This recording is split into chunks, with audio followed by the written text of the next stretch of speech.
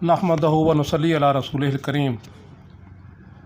अम्मा बाद, औज़ु बिल्लाहि मिनश शैतानिर रजीम, बिस्मिल्लाहिर रहमानिर रहीम। मैं इस वक्त जो मेरे जज्बात हैं वो इस नहज पे हैं कि मुझे समझ नहीं आ रही मैं बात कहाँ से शुरू करूँ। वो शायर ने कहा था ना कि हाथ उलझे हुए रेशम में फंसा बैठा हूँ, हाथ उलझे हुए रेशम में फंसा बैठा हूँ, अब बता कौन से धागे को जुदा किससे करूँ।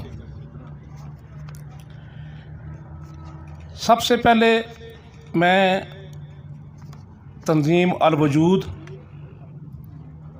वनहार मीडिया ग्रुप, तहसील प्रेस क्लब कलरकहार, इनका मशकूर इस हवाले से नहीं हूँ ज़्यादा कि उन्होंने 9 नवंबर के हवाले से ये एक तकरीब का अहतमाम किया,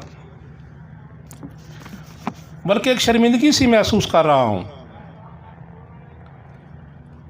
कि जो हमारा काम था आज इन्होंने किया है। ये इदारों के काम होते हैं और इदारे ही इस काम को आगे लेके चलते हैं। फिर कलरकहार की धरती या वनहार की धरती या चकवाल की धरती पे इस किस्म का प्रोग्राम होना, यकीन करें कि ये एक नेमत खुदाबंदी है। ये बड़े शहरों में लाहौर, पिंडी, इस्लामाबाद, कराची, वहाँ पे तस्वर है। हमारे यहाँ जिस तरह उस्मान साहब ने बात की है कि एक हमें हजूम चाहिए, 7 नारे चाहिए, बल्ले बल्ले चाहिए, बस वो होनी चाहिए। एक अरसे बाद मेरी ज़िंदगी में एक ऐसा ये मैं आज मौका देख रहा हूँ कि संजीदा लोग बैठे हुए हैं और कोई गिला नहीं है मुझे आपसे, जिस तरह दोस्त गिला करते हैं ना कि इकबाल के हवाले से हमने कुछ नहीं किया या हमें अदराक नहीं है। मुझे भी बहुत लेट पता चला कि मुझे इकबाल पढ़ना चाहिए था। मैं समझता हूँ कुरान और सुन्नत के बाद अगर कोई चीज़ पढ़ने वाली है तो इकबाल पढ़ने वाला है, और मैंने शुरू कर दिया। मैं पिछले हफ्ते लाहौर गया जीसी यूनिवर्सिटी में, तो मैं जब भी वहाँ पे जाता हूँ मुझे एक रूहानी तस्कीन मिलती है कि जहाँ इकबाल ने पढ़ा, जहाँ इकबाल ने पढ़ाया। लकीली मुझे तो नहीं पता था कि ये फंक्शन होना है। मेरे मोबाइल में फ़ोटो पड़े, मैं दिखाऊंगा आपको उसके बाद, कि मैं इकबाल हॉस्टल जो इकबाल के नाम पे है वहाँ पे फ़ोटो बना रहा था, तो मेरी बेटी मेरे साथ थी। वो बड़ी मुस्कुरा के मुझे कहती है कि आप तो इस अंदाज से यहाँ बैठते हैं जैसे कोई दरबार पे नहीं बैठा होता बंदा मुतवल्ली या खिदमत गुजार, तो आप इन सीढ़ियों पे 7 सीढ़ियाँ हैं, इस तरह बैठे होते हैं। मैं कह रहा था कि मेरा दिल करता है कि मैं ज़िंदगी यहीं गुजार दूँ अगर मुझे वक्त इजाज़त दे तो। साथ वो कमरा जहाँ अल्लामा इकबाल रहमतुल्लाह अलैह रहते थे, वो कमरा था। तो उनसे पहले जो अभी नए वीसी साहब आए हैं, पहले हसन अमीर शाह साहब वीसी थे वहाँ पे, उनसे मेरी मुलाकात हुई तो मैंने उनसे गुजारिश की कि मैंने इकबाल हॉस्टल देखना है। दिखाया उन्होंने मुझे, तो मैंने कहा एक और मेरी छोटी सी गुजारिश है। फरमाने लगे बताएं। मैंने कहा शाह साहब अगर मेहरबानी करें तो ये हॉस्टल कमरा बंद क्यों रखा हुआ आपने, ऐसा कोई तरतीब चीज़ दें कि यहाँ भी कोई बच्चे रह सकें, तब भी कोई इकबाल पैदा होगा, मुमकिन है कोई ऐसे शाहीन पैदा होंगे। तो उन्होंने कुछ अरसे बाद जब मैं गया, मेरी बात हुई तो मुझे ले गए और वो कमरा दिखाया। उन्होंने कहा कि जो हम फर्स्ट ईयर का दाखिला करते हैं पूरे पंजाब से, वहाँ पे उनका मेरिट बहुत हाई होता है। तो बच्चा जो फर्स्ट ईयर में टॉप करता है ना, उस बच्चे को हम ये रूम अलाट करते हैं और उसका एक SOP बना के दिया हुआ है कि आपने हज़रत इकबाल की कुर्सी को नहीं छेड़ना, उनके बेड को इस अंदाज से ख़राब नहीं करना। आपके मिलने जुलने वाले, आने जाने वाले, आपके जो तालिब इल्म दोस्त हैं या आपके अजीज़ व अकारब हैं, उनके लिए SOPs होंगी। तो मुझे बड़ी खुशी हुई कि मेरा विजन ये नहीं था जो उनका था। मैंने अपने तौर पे गुजारिश की और खूबसूरत अंदाज से उन्होंने उस कमरे को एक्टिव कर दिया। तो इकबाल पहली बात तो ये कि मैंने इतना अर्सा इकबाल नहीं पढ़ा क्योंकि मेरे सर से गुजर जाती थी शायरी। हालांकि मैं बचपन से खुद शायरी करता हूँ, मोस्टली सारे मेरे दोस्त ही बैठे हैं, कुछ क्लास फेलोज़ भी बैठे हैं, उन्हें पता है इस बात का, लेकिन इकबाल को नहीं। लेकिन बहुत पछता रहा हूँ कि इकबाल बहुत पहले पढ़ना चाहिए था। और मैं आपसे भी यही गुजारिश करूँगा कि आपको जब भी मौका मिले खुदारा इकबाल को लाजमी पढ़ लें, थोड़ा बहुत पढ़ लें, किसी एक शेर को ही पकड़ लें। जिस तरह कुरान गनी साहब फरमा रहे थे कि अगर कोई एक ही शेर ले लें उनका, कोई एक चीज़ ले लें उनकी, तो वो भी हमारे लिए बहुत बड़ी रहनुमाई होगी। तो चूँकि आपका टाइम पहले खासा हो चुका है, मैं चंद चीज़ें आपसे शेयर करना चाहूँगा इकबाल के हवाले से ही। वो दानाए सुबुल ख़त्मुर रसूल मौलाए कुल, जिसने गुबारे राह को बख्शा फ़रोगे वादिये सीना। अब वादिये सीना का जब लफ्ज़ मेरे ज़हन में आया, मैं ये लिख रहा था, तो देखिए इकबाल ने जो अपनी बात करवाई है हमसे, जो गुफ्तगू करवाई है, अगर मैं यहाँ जहाँ मैं खड़ा हूँ, जहाँ बैठे हैं, हम एक नज़र देखें तो वादिये सीना दूर नहीं है। ये इतना खूबसूरत माहौल शायद इस्लामाबाद में भी मुमकिन नहीं था जो यहाँ आपकी मोहब्बत से बना है।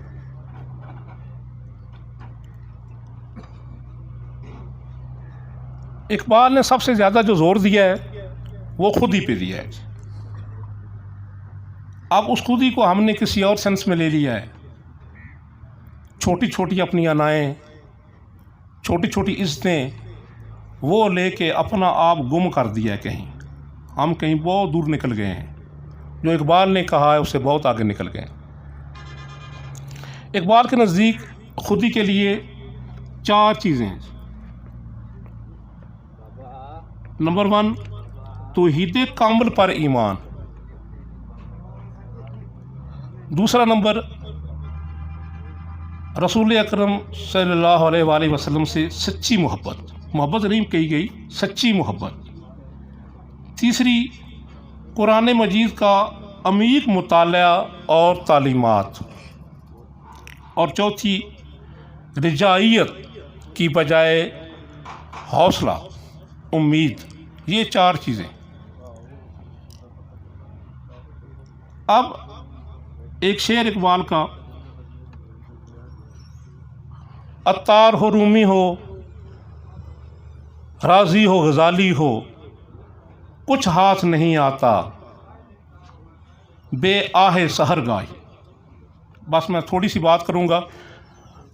जिस तरह मेरे सामने तशरीफ़ फरमा हैं हमारे हज़रत साहब, तो मुझे भी अजीब लग रहा है, लेकिन वो खुश होते हैं क्योंकि ऐसी गुफ्तगू मुझे करनी पड़ गई। ख्वाजा फरीदुद्दीन अत्तारी, ये ईरान के एक मशहूर सूफ़ी बुज़ुर्ग गुज़रे हैं। वाज़तुल वजूद के कायल थे और फ़लसफ़े को तमसीली रंग में इन्होंने पेश किया। रूमी, मौलाना जलालुद्दीन रूमी फ़लसफ़ा मंतक़ के माहिर और तसव्वुफ़ के कायल। हज़रत इकबाल ने इनको, मौलाना रूम को, अपना रूहानी उस्ताद और रहनुमा माना हुआ था। इमाम फ़खरुद्दीन राज़ी, बहुत बड़े जय्यद आलम, फ़िलासफ़र और मज़हब पे उन्होंने बहुत काम किया।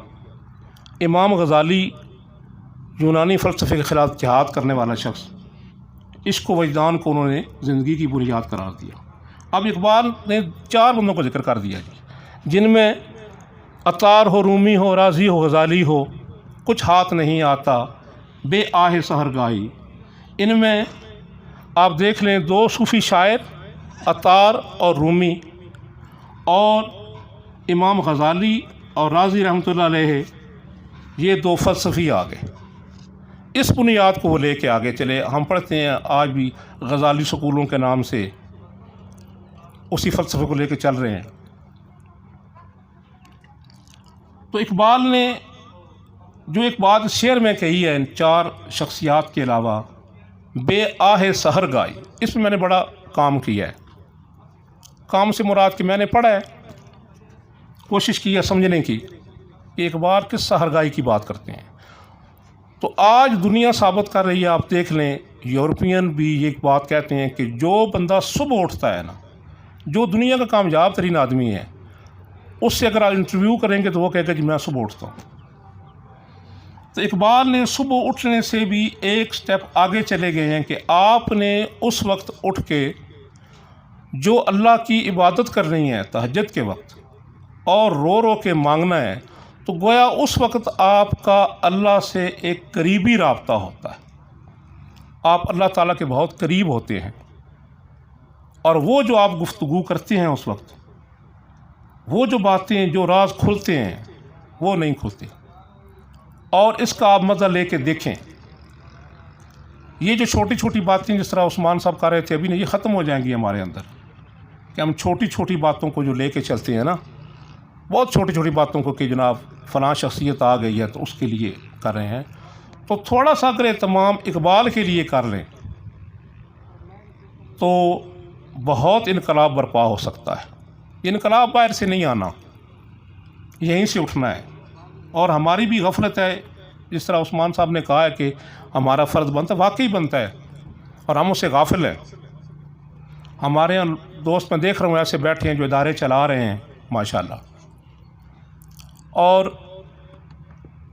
बातें तो बहुत ज़्यादा हैं इस पर करने के लिए, लेकिन मैं चाहता हूँ कि एक जो नेक्स्ट हम मीटिंग रखें, इस पर कोई कॉन्फ्रेंस रखें तो उस पर खुल के बात हो, दो चार और दोस्त भी हों, ताकि आप बोर ना हो सकें।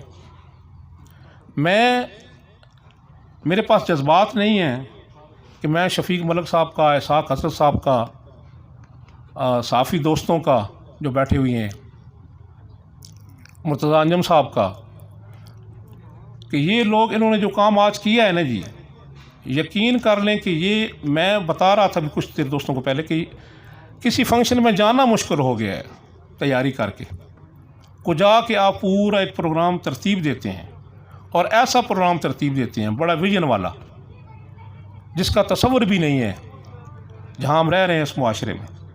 और आपने एक ऐसा आगाज़ कर दिया है इसका, मसलन जो दोस्त अब चकवाल से आए हैं, चकवाल के गिरदो नवाज से भी आए हैं, मैं समझता हूँ कि वो हमारे लिए काबिल ताज़ीम है, बहुत ज़्यादा काबिल ताज़ीम है। कि वो इसलिए नहीं आए कि उन्हें पता है चलो बंदा नहीं आ सकता, कहीं रिफ्यूज़ कर दें, एक बंदा कह देता, दो कह देते, वो जो आ गए हैं तो इसका मतलब उन्होंने बात समझी है, थीम समझा है कि हमें क्यों जाना है, वो इस मोहब्बत में आए हैं। और इस मोहब्बत का अंदाज़ा वो मोहब्बत करने वाला बंदा ही लगा सकता है। और जो अभी इन्होंने ऑफ़र दिया या बताया, इन्होंने कहा कि जी हम हर साल इसको अरेंज करेंगे, तो उसके लिए जो हमारी खिदमात हैं इंशाल्लाह वो भी हाज़िर हैं, हर किस्म की, आप जिस तरह हुक्म करेंगे उसके लिए हम हाज़िर हैं। तो ये भी एक बड़ी खुशबख्ती है ना कि सहाफ़ी बिरादरी को तो हम एक ही सेंस में लेते हैं जी कि ये सिर्फ पगड़ियाँ उछालने के लिए हैं, ब्लैकमेलिंग करने के लिए हैं, क्योंकि मैं ख़ुद सिस्टम का हिस्सा रहा हूँ और अब भी इसका किसी हद तक हिस्सा हूँ।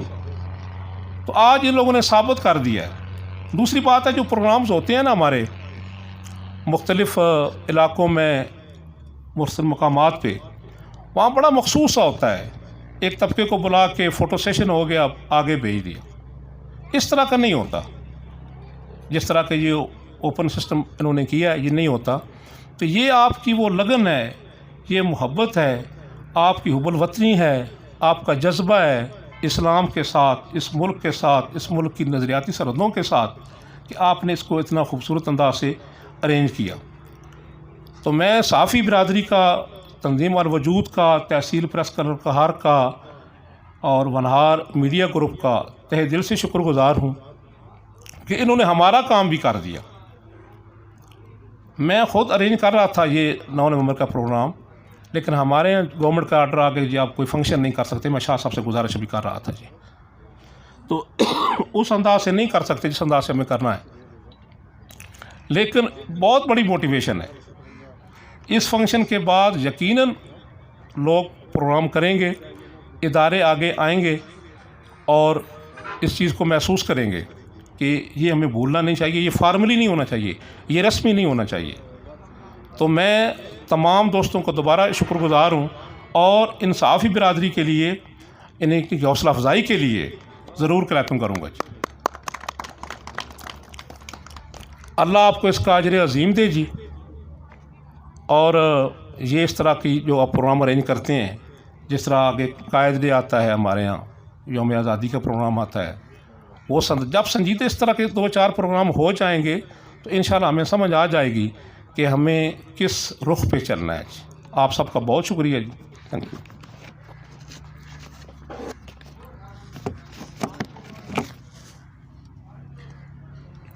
ये थे